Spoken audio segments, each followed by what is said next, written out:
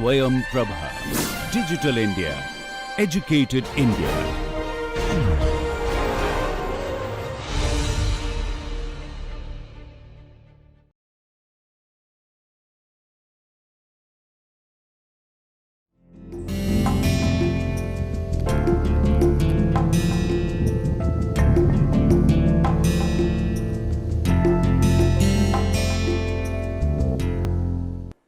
Hello, my name is Saurabh Sharma and we are doing Introduction to Chinese Studies course.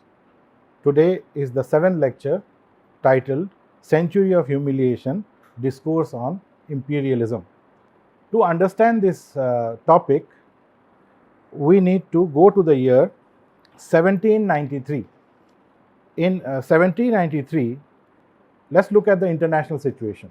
The British had become the predominant colonial power in the world. It had defeated the Dutch in the Fourth Anglo-Dutch War and the French before that, both in North America as well as India. As a result, the British Empire had no other challengers at this point of time. So it was looking at a new frontier. China had not been explored. The relations with China had not been explored by the colonial powers, except for some minimal type of a relation of Dutch and the Portuguese in China. So the British decided to send an envoy to the Chinese emperor. At that time, China was ruled by Emperor Qianlong Emperor. You can see his picture here, Qianlong Emperor. He was the 6th emperor of the Qing dynasty and who had been ruling China for a very long time. So he was reigning from 1735 onwards. So in 1793, he was still the emperor of China. Now Qianlong's empire was the mightiest or the largest empire in the world, perhaps second to the Tsarist empire of Russia in terms of territory, but in terms of population, it was the largest. And at that time, China did not include just the Han Chinese territories. It also included Tibet, it included Xinjiang province, it included Mongolia, it also included Taiwan. So it was a mighty empire. As far as the economy was concerned, China was the largest economy in the world. In terms of GDP, it was the largest economy in the world, followed by India, which was being gradually colonized by the British at that time. According to the research done by Paul Byro and Angus Madison, okay, let me write their names. Paul Byro and Angus Madison.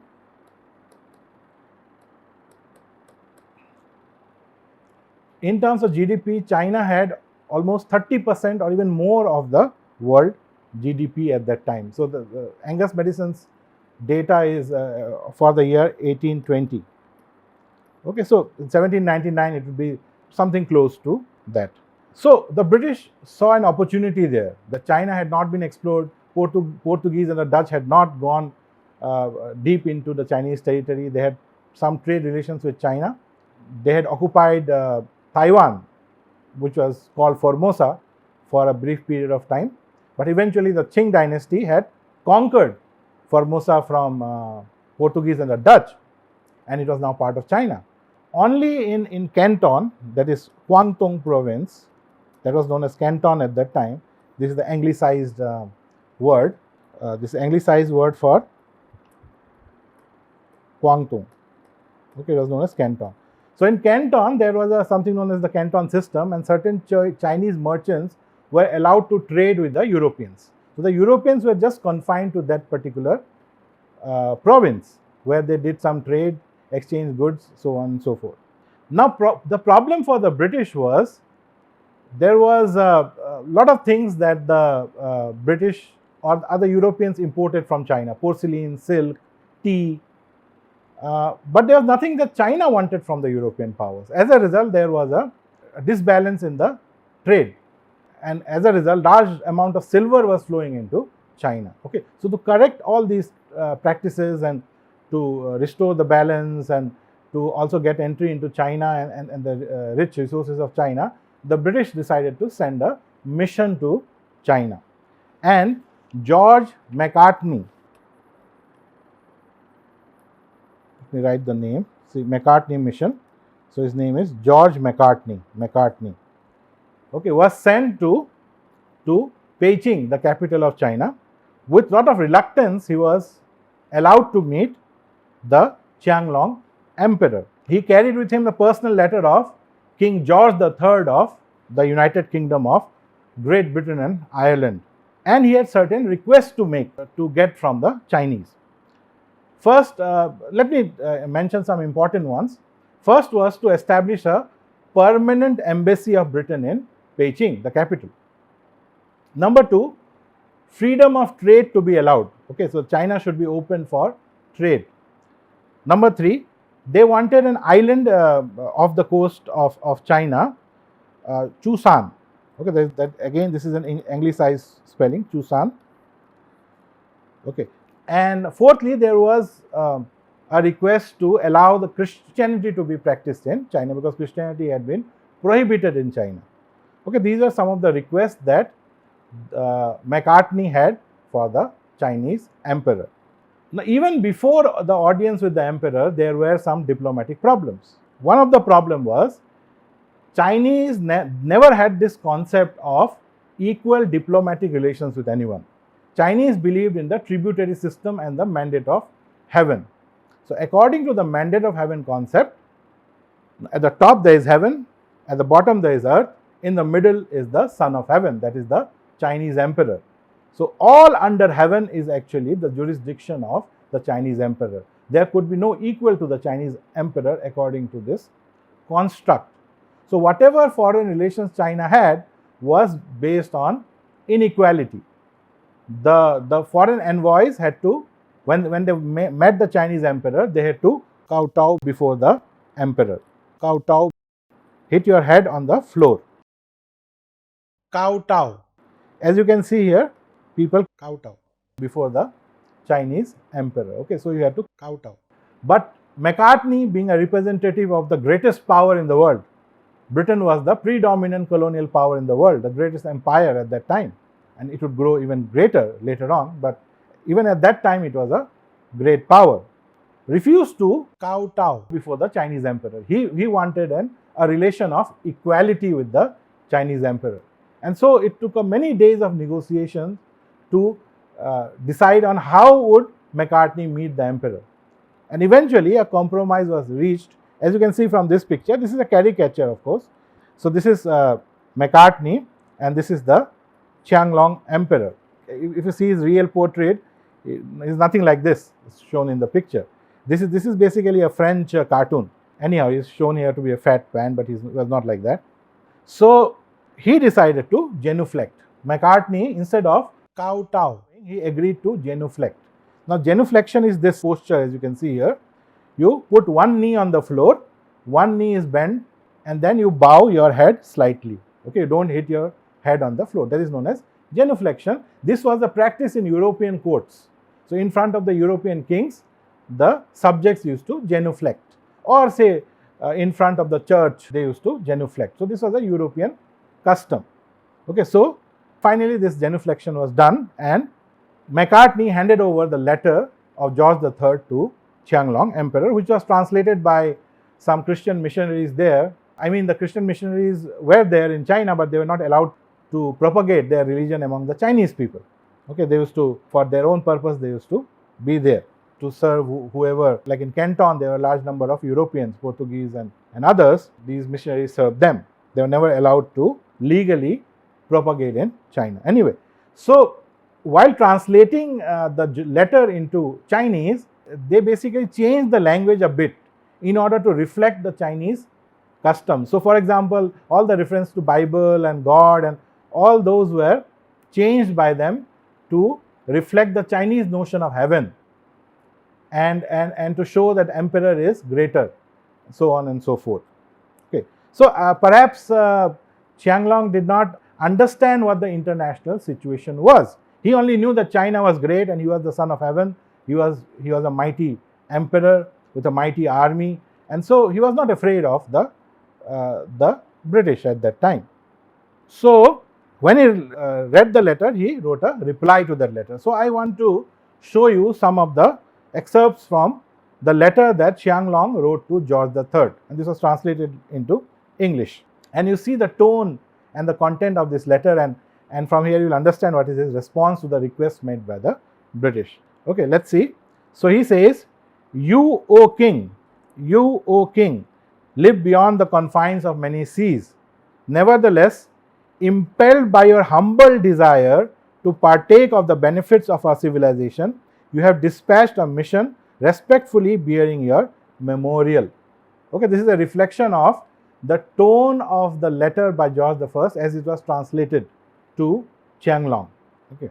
Then he says, "As to your entreaty to send one of your nationals to be accredited to my celestial court," basically the desire to establish an embassy, "and to be in control of your country's trade with China, this request is contrary to all usage of my dynasty and cannot possibly entertained." Okay, so he completely rejected that proposal of allowing British subjects to be stationed in Beijing and attend the court of the celestial emperor Wang Ti. Then it continues. So I have, these are just portions from that letter. "If you assert that your reverence for our celestial dynasty fills you with a desire to acquire our civilization." Okay, so he thinks that George III wants to learn from the Chinese civilization, our ceremonies and codes of laws. So he basically thinks that the British have come in order to partake from the glories of the Chinese civilization, just like other tributary states used to do. Okay, but he says that our ceremonies and code of laws are so different that even if your envoy were able to acquire rudiments of our civilization, you could not possibly transplant our manners and customs to your alien soil. Okay, this means that the Chinese did not believe in proselytization, especially in the far away countries. They wanted the neighboring countries to accept a tributary status, but geopolitically they did not feel it necessary extend their influence beyond their neighborhood. This is also reflected by the incident with Cheng He. Cheng He was the Chinese admiral who in the 1400s, early 1400s, he had a huge fleet, and he took his fleet to different parts of Asia and Africa and shocked and awed the people there. But ultimately, his ships were destroyed, and navigation to faraway places was prohibited in China. Okay, so this is the inward-looking nature of the Chinese Confucian civilization at that time. Okay, so Qianlong Emperor was not interested in the offer of George III to partake of Chinese civilization as he understood it, because obviously the George III did not want anything from the Chinese civilization. He just wanted the Chinese wealth. But the letter was translated in such a way that Qianlong felt that that was the desire of the king. He says, "I set no value on objects strange or ingenious and have no use for your country's manufactures." Okay, so in terms of correcting the imbalance of trade, he was not interested. He said China does not want anything from the British. So British was at this time just beginning with their industrial revolution. They had developed improved productive techniques and machines and so on. This is the first industrial revolution. But Qianlong was not interested in these products. Okay, so he was ready to sell his products to the foreigners, but China itself had everything. It did not want anything from anyone. And then he ends his letter by saying, "It behooves you, O king, to respect my sentiments and to display even greater devotion and loyalty in future." Okay, so he's expecting that eventually when George III will show more loyalty in future, he might give something more to him, so that by perpetual submission to our throne, you may secure peace and prosperity for your country hereafter. So he's here speaking like the Son of Heaven, that if George III is loyal to the Son of Heaven, then the heaven will bless George III's country, Britain. "I have already taken note of your respectful spirit of submission, have treated your mission with extreme favor, and loaded it with gifts, besides issuing a mandate to you, O king, honoring you with the bestowal of valuable presents. So exchange of gifts, just like it is done with the tributaries. Okay, so this is done. Okay, regarding Christianity, okay, he says, regarding your nation's worship of the Lord of Heaven, it is the same religion as other European countries. So basically, Xianglong is not interested. He says we have our own traditional system, our own moral system inculcated in a code, which from time immemorial has been religiously observed by the subjects. Okay, and he's not hankering after any new doctrines. Okay, so Chinese people are happy with their own ancient religion. They are not interested in Christianity. So you see, in this letter, he concedes nothing, he gives nothing except for the exchange of gifts. And so basically, it shows that the mission was a complete failure.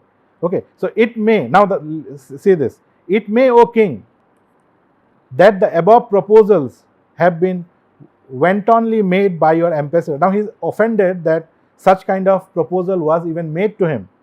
Okay, he says it was, maybe you did not know it, it is your ambassador who might have on his own responsibility made these proposals.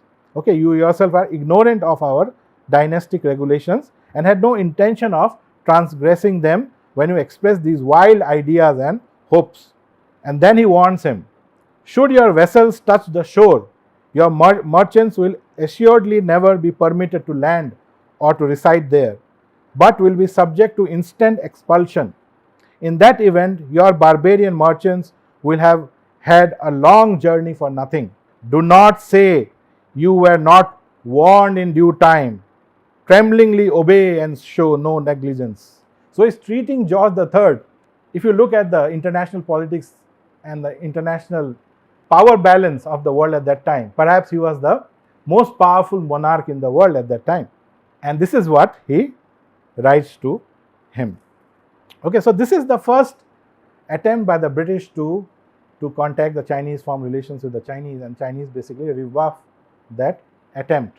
And at this time, China is a mighty power, and so the British could not do anything. Now, what was happening? What was happening? So, what did the British do? So, since they were not, this Macartney mission did not succeed, so the British found a new thing. Okay, because they were importing a lot of stuff from China and there was nothing to export, and so they found a product. That product was opium. Okay, so this is the import of opium into China year wise. You can see, so by 1822 this is in terms of metric tons. Okay, so because silver was flowing into China, to balance the trade, they were selling opium to the Chinese, and this export kept on increasing. You can see, this is how. So that means basically the British were doing narcotic trades. They were smuggling drugs into China in order to correct the balance of trade. And so by the year 1839, the Chinese emperor at that time, Tao Kuang, 1839 was the Chinese emperor. He was the grandson of Qianlong emperor. So Tao Kuang, he appointed a viceroy to Canton, Lin Che Su. Lin Che Su was appointed as the viceroy with the mandate to stop this opium trade, because opium was destroying China. Large section of Chinese population had become opium addict. Okay, and as a result, the demand was rising because they were addicted. And now the balance of trade was shifting, because now the demand of opium was so large that in return for the opium, the British were earning a lot of profit, and they could use that profit to buy desired goods from China, like tea, porcelain, and silk, and so on and so forth. Now, interestingly, this opium was grown in Bengal in India, where the British East India Company was ruling. So they grew opium here and then sold it to China. As a result, the balance of trade was transformed. It was changed in favor of the British. So Lin Che Su was considered to be a very moral and upright administrator. So when he went to Guangdong, he immediately got into the task of eliminating all this drug trade. Okay. And in the final act, he basically appropriated 1.2 million kilograms of opium from the British traders and destroyed them. It took many days to destroy. It was very difficult. a huge quantity of opium. Now that basically hurt the pride of the British. The British mighty empire by 1839, British was even a greater power. They had defeated Napoleon, and they were playing a very important role in Europe. Their empire in India was expanding. Almost now the entire India was under them. Okay, and their territories were expanding everywhere in Africa and so on and so forth. So Britain was a mighty empire, and so the British Parliament, a lot of noise was made that this is interference in free trade, and this is a challenge to the might of the British Empire. Queen Victoria was the queen at that time, and so on, and so all these things were happening, and so the British decided to intervene. Okay, and then this is the beginning of the first Opium War. So 1839,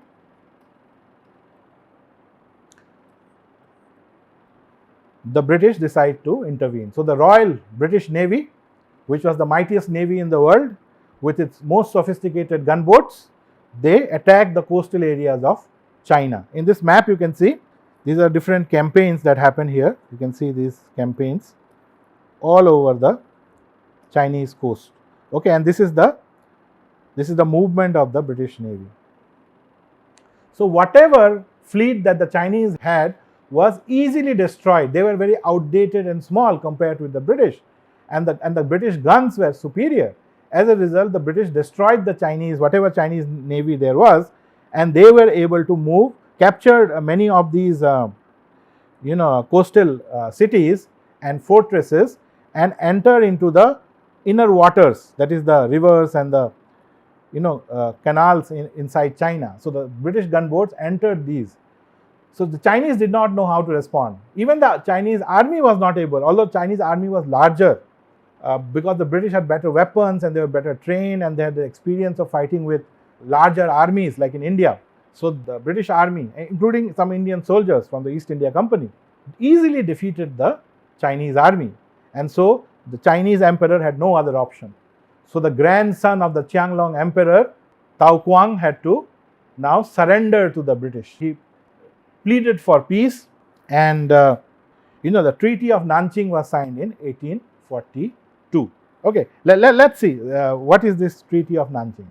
So let's compare this with the letter that Qianlong Emperor wrote to George III, and see. Let's look at the language of the Treaty of Nanjing. What does it say? It says, "Victoria, by the grace of God, Queen of the United Kingdom of Great Britain and Ireland, defender of the faith, etc., etc., etc." Okay, a treaty between us and our good brother, the Emperor of China. Okay, she is referring to the Emperor of China as a good brother. So it's good, isn't it? In terms of international relations, this is how the language is used. But for the Chinese, it's an insult, because the Emperor of China is the son of heaven. He is not a brother to any English queen. Okay, but she refers to him as our good brother. Okay, and so in fact the tone is such that he is a younger brother, junior to Queen Victoria.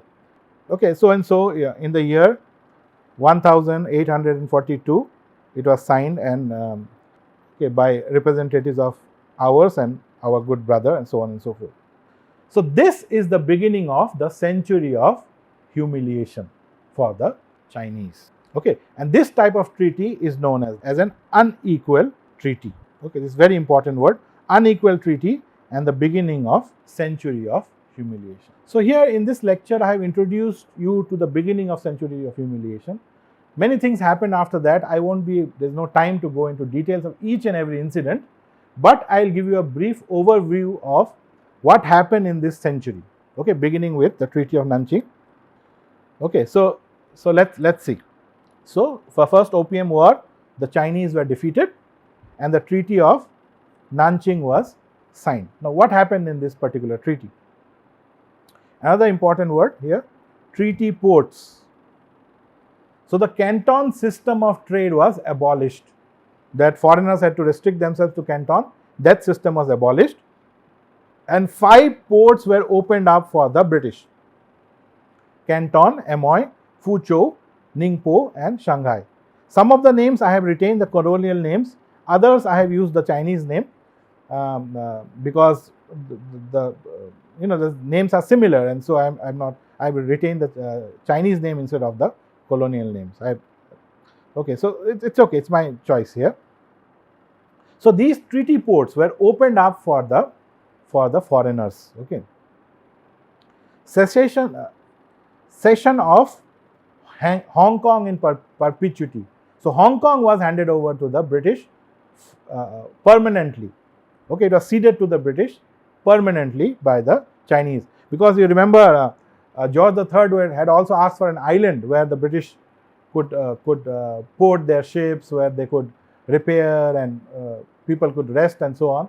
So they took it with force. So Hong Kong, they took Hong Kong for that purpose, and a large war indemnity was imposed. So huge amount of money. I think in terms of dollars, it was $21 million Chinese had to pay to the British as the cost of the war, and they had to offer, the emperor had to offer clemency to all the Chinese collaborators. All the Chinese who sided with the British had to be forgiven. Okay, and once all these conditions were fulfilled, the British agreed to withdraw their troops from China. Now, a continuation of this treaty was another treaty, Treaty of Bog, which granted extraterritoriality and most favored nation status to the British. What is extraterritoriality? So in these treaty ports where British subjects would be living, they would not be governed by Chinese laws. No Chinese official could arrest them and punish them. They had to be handed over to the Chinese official and judged according to Chinese laws. They had to be handed over to the British officials and judged according to the British laws. That is the concept of extraterritoriality. And most favored nation means the trade terms that are offered to the British, no better term would be offered to any other nation. Okay, that is the most favored nation status. So at this time the Chinese were down, they were depressed, and so other nations also started taking advantage of the weakness of the Chinese. The British were followed by the French. Although French did not defeat the Chinese, but they also signed a treaty here, Treaty of Whampoa, where the French were also granted extraterritoriality and most favored nation status. So the French citizens also could, in those days subjects, okay, because there was a kingdom in France. So the French subjects also could enjoy the same status as the British subjects. Plus, the French added an extra thing, that they should be recognized as the protector of the Catholics in China. Okay, so they got a foothold for Christianity also in China. So if there is some Catholic in China, they enjoyed a protected status. Okay, Chinese government could not persecute them. They had to hand them over to the French. And the same year, the Americans also signed a treaty, Treaty of Wangxia, where they also got the same privileges as the British and the French. But the British were not satisfied. Okay, the opium trade was growing, as I have showed you here, growing more and more. It reached its peak towards the end of the 19th century, as you can see. Opium was still banned in China. Okay, it was still banned. And so in the Second Opium War, the British were also joined by the French. French thought that they could also get something out of it. So the Anglo-French forces then attacked the Chinese. Again, the Chinese were helpless. They had not learned anything from the First Opium War. They were not ready in terms of facing the reality. And so they were quickly defeated. And in fact, the British and the French kept on proceeding inward because there had so many demands, the Chinese government was not ready to accept them. Okay, so initially a few treaties were signed. 1858 treaties of Tianjin were signed, and the British and the French were also joined by the Russians and the Americans, who did not actually participate in the war, but in the negotiations they came in. So according to these treaties, with each of these powers, China signed a treaty. So there are number of treaties instead of just one treaty, treaties of Tianjin. So the British, French, Russians and Americans were allowed to open legations in Beijing. Now what are legations? Legations are embassies of small size. Okay, so when embassies are of a smaller size, they are called legations. So these 4 countries were allowed, for the first time, any foreign country was allowed to open embassies inside the Chinese capital. Okay. Before that, if the emperor had to meet with some envoy, the emperor used to meet outside Beijing. Okay. Foreigners were not allowed inside that city. Same with Macartney. Macartney also met the emperor outside of the capital. Anyhow, more treaty ports were added to the already existing list, and the same rights were offered to all the 4 powers. So extraterritoriality and most favored nation status was offered to all the 4 powers involved. The foreigners were also granted the right to travel inside China. Till now, they were not allowed to go inside China. So beyond those 5 ports, the foreigners were not allowed to travel inside China. So these treaties allowed the foreigners to travel inside China also. Plus, the Yangtze River also could be navigated by foreign ships for trade purposes. More war indemnity was imposed, so China again had to pay money to the invaders. Plus, rights of the Christians were also protected. So the Christianity was legalized eventually, not at this time immediately, but China promised to legalize Christianity, and all 3 denominations would be protected: Catholics, Protestants, as well as Orthodox, because Russians were Orthodox Christians. So all 3 important churches would be protected in China. Okay. But the war continued because the demands were not over. The Russians signed a separate treaty because they had some interest in Manchuria, the northern part of China bordering the Russian Empire. So the Treaty of Agun, in this treaty, the Russians got some territory in Manchuria. Okay, some portion of Manchuria was annexed by the Russians because the Chinese did not want the Russians also to participate in the war. They are already fighting the British and the French. So the British and French, they captured the capital, Beijing, and the emperor escaped with his court. In fact, some Britishers wanted to burn the Forbidden City. The main capital complex of the Chinese emperor was known as the Forbidden City, which is inside Beijing. But eventually they settled on the Summer Palace. These are alternative palaces of the emperor. They were burned to the ground. Anglo-French troops looted them, and although the French did not burn it, or the Britishers burned these palaces down, the Summer Palaces. Okay, so seeing all this horror, the Chinese court decided to surrender. The anglicized word Peking here, otherwise it is Beijing. I have told you before in earlier lectures also, Pei means north, Qing means capital, Beijing means northern capital. The British called it Peking. Okay, that's why it's written. It's the same word. The name of the capital has not changed. Some people think that the name has changed. The name has not changed. It's simply a different way of writing in English. Okay, so in this convention, the British got Kowloon Islands, which is near Hong Kong. Okay, they already got Hong Kong. Now they also got Kowloon Islands in lease in perpetuity. So forever, permanently, the British took it on lease. Okay, while Hong Kong was annexed directly, so it was under the British monarch directly. Kowloon was on lease, but it was a permanent lease. The lease could not be taken away. Later on in 1898, new territories were added to it on 99 years lease. Okay, which basically lapsed in 1997 when the entire Hong Kong was returned to China by the British. Anyhow, we'll come to that. Besides, the Russians got more territory in Manchuria. Okay, so the Vladivostok, which is a very important port, a naval base for the Russians, okay, they got from the Chinese in 1860. Before that, it was not part of Russian territory. It was Chinese territory. Okay, so you must have heard in the news that some Chinese scholars claim parts of Russia also to be part of China. This is because of this. These are all part of unequal treaties. Okay, when China was weak, foreigners defeated them and took away Chinese territory and their rights, and Chinese were not strong enough to fight them. Now China is strong, so China wants all of those things back. Okay, so that is the Chinese mindset. The French, their greed did not come to an end. So in 1884-85, in the Tonkin War, so the French had their interest in Indochina. Indochina is a peninsula in Southeast Asia, which includes Vietnam, Laos and Cambodia, 3 countries today. That is known as Indochina Peninsula. So in Indochina, the French had a lot of influence. They control all those small states there. But these states were considered to be part of the Chinese tributary system. Chinese considered them to be their tributaries.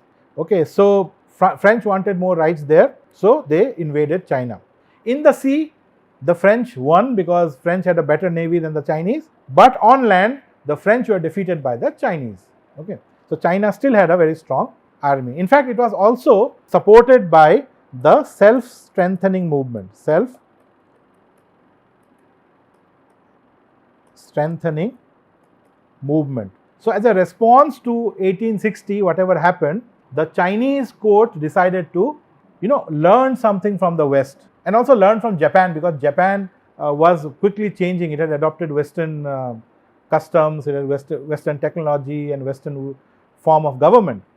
And so the Chinese thought they could also learn something from the West. But the Chinese formulation was a bit different, because Chinese were still proud of their civilization. And therefore, they said, we will not change the Chinese culture, that is food, dress, the ways of the court and so on, but we will adopt the Western technology. As far as the weapons are concerned, they will buy Western weapons, they will train the Chinese army in Western ways. But as far as the culture, general culture of China or the Chinese court is concerned, they will retain their Confucian culture. So retain the culture, adopt the technology. That was the Chinese policy. That was part of the self-strengthening movement. So as a result, a number of factories were established in China to build weapons, and so on land, so the Chinese were able to defeat the French. But because they were defeated in sea, the Chinese recognized French protectorate over Tonkin and Annam. Tonkin is northern Vietnam, Annam is southern Vietnam. Okay, so Vietnam was basically given to France. Although it was not Chinese territory technically, it was just a tributary, and so it was handed over to France. China itself did not lose any territory in this particular war. Then came the biggest defeat of China in its history, that is the First Sino-Japanese War. Now Japan, as I have been telling you, has been a country that has imported a lot of things from China, the script, the culture, the form of government, the social hierarchy. A lot of influences came from China, including Buddhism. Okay, all of these came to Japan from China. From time to time, the Japanese would challenge the Chinese power, and therefore they were sometimes tributaries, sometimes barbarians, something in between. But the Meiji Restoration in Japan had completely transformed it. Okay, this is the westernization program in Japan, the Meiji Restoration.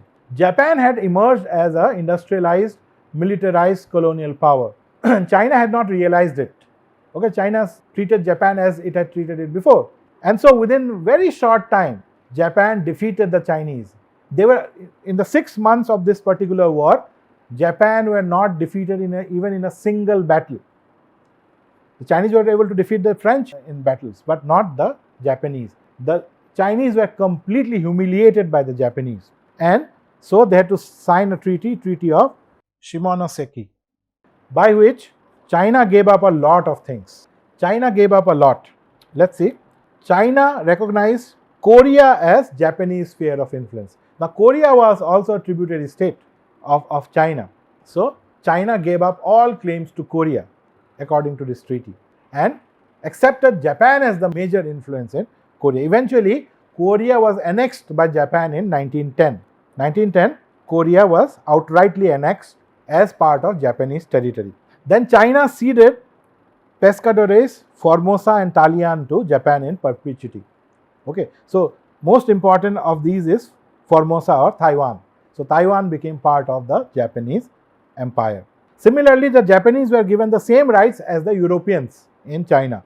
They were granted extraterritoriality and most favored nation status, and more treaty ports were opened for Japan, and a huge war indemnity was imposed. So China also had to pay Japan for their own defeat. Okay, so it was a big humiliation for the Chinese. Treaty of Shimonoseki. So it was another thing being defeated by the Europeans, who were new and Chinese did not know much about them. But to be defeated by Japan, whom they have known for millennia and who were considered to be an inferior power, was a big humiliation. This led to a lot of introspection in China. There were certain scholars in China who wanted to completely westernize China, give up the Confucian culture. Confucianism began to be opposed in China. In fact, the Chinese emperor wanted to introduce reforms. So in 1898, there was something known as the 100 Days Reform. Okay, so the Chinese emperor Guangxu, he introduced reforms because he earlier was a minor. He was under the regency of Dowager Cixi. Dowager Cixi was the Empress Dowager, that is the wife of the previous emperor, and so she was the regent. She actually was the ruler of China. But when Guangxu came of age, he decided to reform China. Okay, but this was not tolerated by the conservatives in the court. With the support of Dowager Cixi, Guangxu was arrested and put under house arrest. For the rest of his reign, he remained in house arrest. He never actually participated in government. Okay, so he ruled till I think about 1908. Okay, so Dowager Cixi died in 1908. A day earlier, Guangxu died. So obviously, he must have been killed by. In fact, it has now been proven that he was poisoned by Dowager Cixi because she did not want him to regain power after she died, and so instead of him, she appointed Puyi as the a 3-year-old child as the next emperor, and then she died. Anyhow, so Dowager Cixi is very hated in China because this whole most of this period of century of humiliation, the beginning part, she was the actual ruler of China. Okay, so we have done all this. Now let's look at the 20th century, the beginning of the 20th century. The century of humiliation continues in the beginning of the 20th century.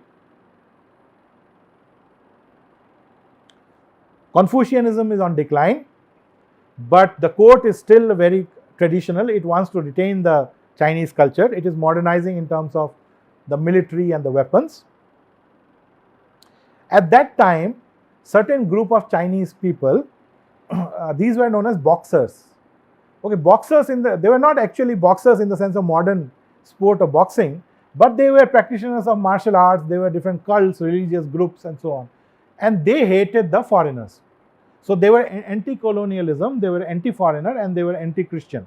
So in 1899, just before the beginning of the 20th century, the boxers started becoming active in China, and they used to attack foreigners, diplomats, Christians, and beat them up, kill them.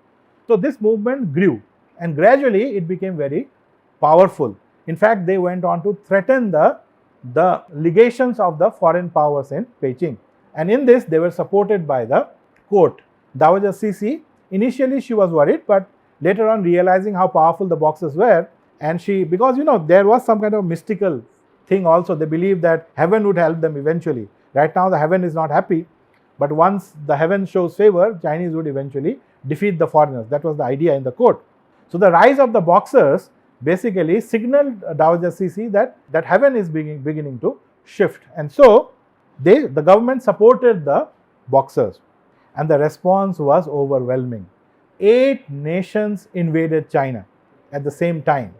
Okay, 8 great powers. Which were these great powers? Of course, the 4 were already involved in the beginning: the French, the British, the Russians and Americans, then Japanese. Then they were joined by the Austro-Hungarians, the Italians, and one more is left, not remembering now. So they invaded China, and the boxers were then defeated. The court was punished. Okay, many Chinese officials were punished. They were executed. The boxers, whomever the foreigners doubted for being a boxer, was executed outrightly. And basically they occupied the capital of China, and a boxer protocol was signed by which all these groups were disbanded. They were prohibited, and the status quo was restored. Okay, so the powers of the countries were restored. Okay, the 8th country was Germany.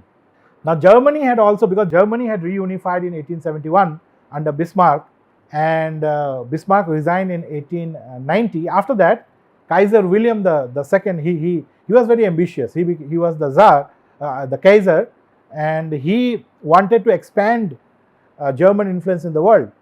So in China also he got some territory for Germany in Shandong province. Okay, this was in 1898. And so Germany was also one of the participants in the 8-nation invasion of China. In fact, you can say India was also involved because India was part of the British Empire. So Indian soldiers also fought against the Chinese. And so there is an angst of the Chinese against foreigners and also against India, because you may think that India has never harmed China, so why China dislikes India? Because China generally thinks that India is a kind of a junior partner or a subservient power to the West. Now the Americans, because America was a bit different type of a power, it was not an imperial power like the Europeans, so they wanted to also influence China or participate in the trade and whatever was happening in China. Large number of Chinese laborers were working in America, and so America also had an interest, but it did not want to get into these colonial wars and so on. America followed an isolationist policy. They did not want to get into great power conflicts. Mostly, of course, in 1898 they fought against the Spanish Empire and took over Philippines and Cuba, but that's a different matter. In China, they advocated an open door policy, and some the European powers were reluctant, Japan was reluctant, but from time to time, because of American pressure. Now during this Boxer Rebellion, as the 8 nations were invading Beijing, Russia took advantage of the situation and also invaded Manchuria, because China was busy fighting the 8 nations. So Russia, of course, Russia was included in the 8 nations, but another part of their army invaded Manchuria to gain some more territory, okay, which they were successful in. Now there's another aspect of the century of humiliation, that is in relation to Tibet. Now Tibet had not been a part of China for a long time. When the Han Chinese dynasties ruled over China, for example the Ming dynasty, Tibet was an independent country. But under the Mongols and later under the Manchus, Tibet was conquered by China. Okay, so it's the Manchus who actually conquered China. So the Qing dynasty used to rule over Tibet. Okay, so Manchus conquered China and then they conquered Tibet also. Now the British, they had their interest in Tibet. Okay, now were the British interested? The British were afraid of the Russian Empire. Okay, the Russian Empire was expanding. It was coming towards the south. They were looking for warm water ports. And so in this, what is known as the Great Game, in this Great Game, Tibet and Afghanistan became very important frontiers. And so the British wanted to influence the affairs in Tibet, and China by this time had become very, very weak. It had lost control over Tibet. Although Tibet had not become de facto independent, there was still Chinese influence there. But anyhow, the British sent a mission to Tibet. It's called Young Husband Expedition in 1903. So Young Husband with the British troops entered Tibet. Not a huge army, but a small number, and Dalai Lama escaped, and the British were able to gain certain rights in Tibet.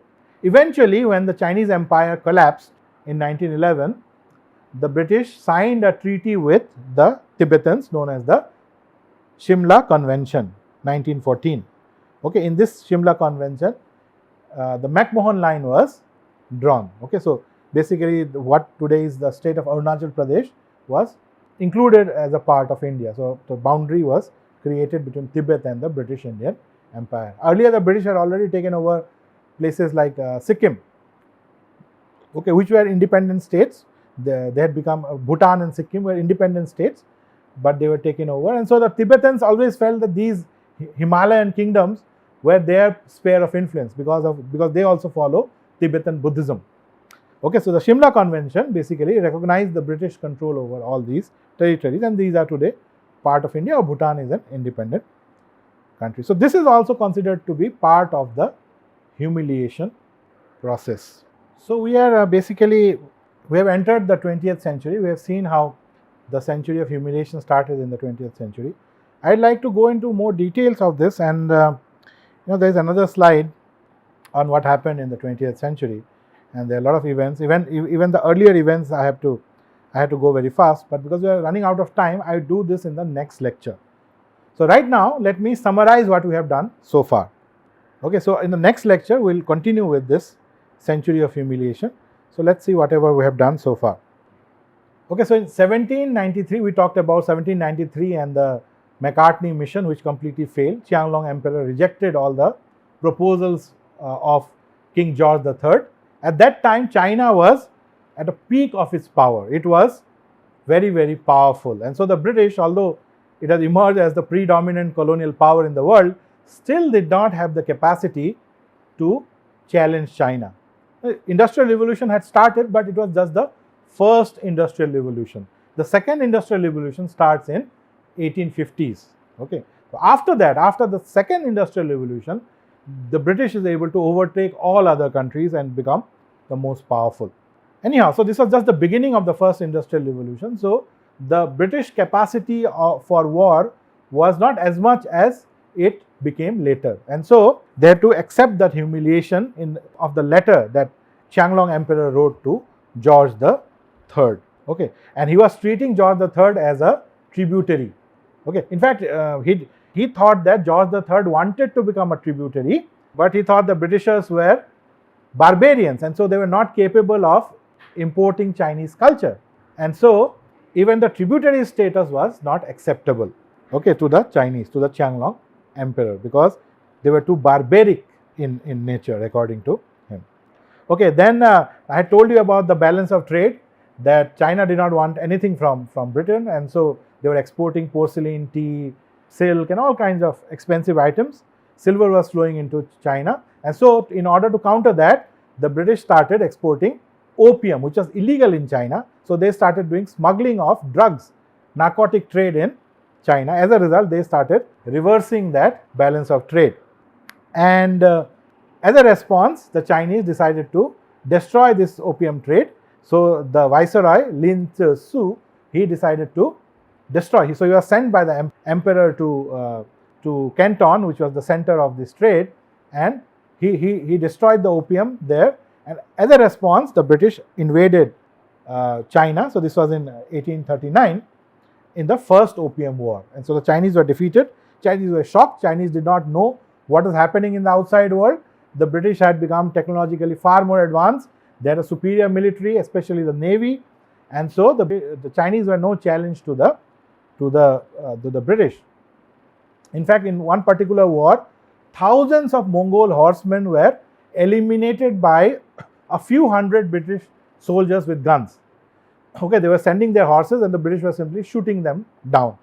Okay, so that much was the technological gap between the Chinese and the British. After the First Opium War, they signed the Treaty of Nanjing in 1842. It was called Nanking by the British. Anyhow.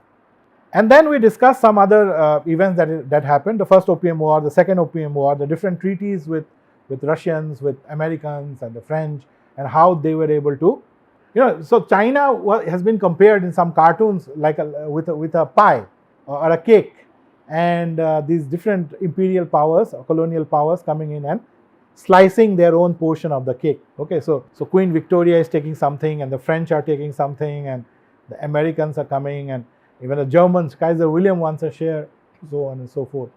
So in this way, this is the beginning of unequal treaties. Okay, so a century of humiliation begins with Treaty of Nanjing, which is the first unequal treaty.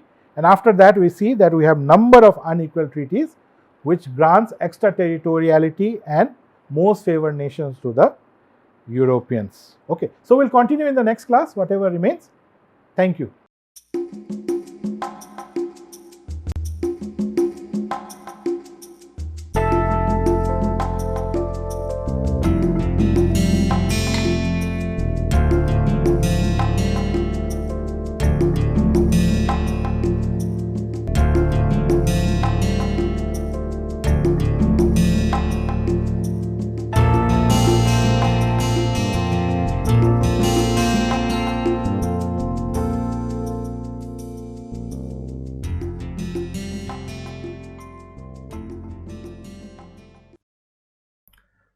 Hello, welcome to our 20-hour course on Introduction to Chinese Studies.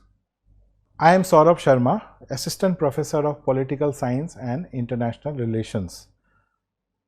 I am right now working in the School of Arts, Humanities and Social Sciences in Chanakya University, Bengaluru.